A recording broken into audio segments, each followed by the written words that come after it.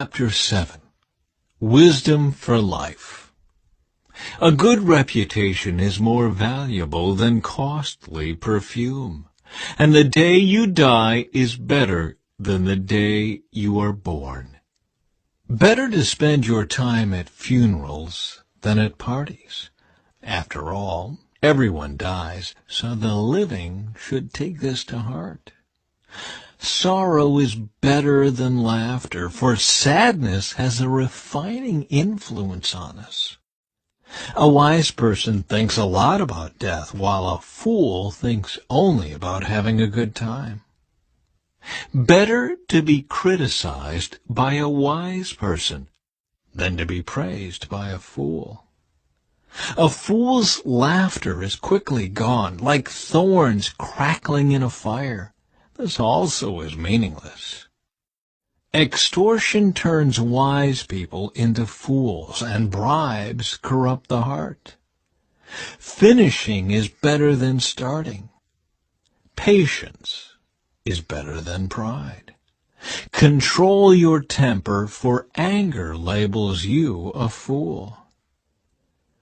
Don't long for the good old days. This is not wise.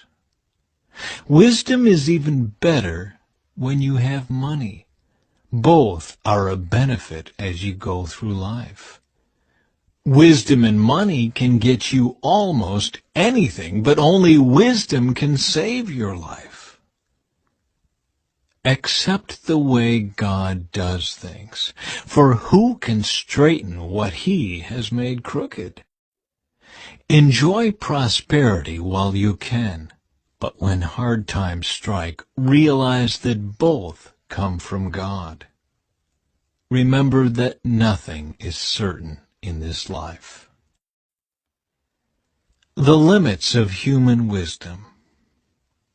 I have seen everything in this meaningless life, including the death of good young people and the long life of wicked people. So don't be too good or too wise. Why destroy yourself? On the other hand, don't be too wicked either. Don't be a fool. Why die before your time? Pay attention to these instructions, for anyone who fears God will avoid both extremes.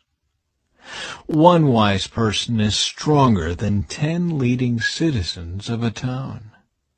Not a single person on earth is always good and never sins. Don't eavesdrop on others. You may hear your servant curse you, for you know how often you yourself have cursed others. I have always tried my best to let wisdom guide my thoughts and actions. I said to myself, I am determined to be wise. But it didn't work. Wisdom is always distant and difficult to find. I searched everywhere, determined to find wisdom and to understand the reason for things. I was determined to prove to myself that wickedness is stupid and that foolishness is madness. I discovered that a seductive woman is a trap more bitter than death. Her passion is a snare, and her soft hands are chains. Those who are pleasing to God will escape her, but sinners will be caught in her snare.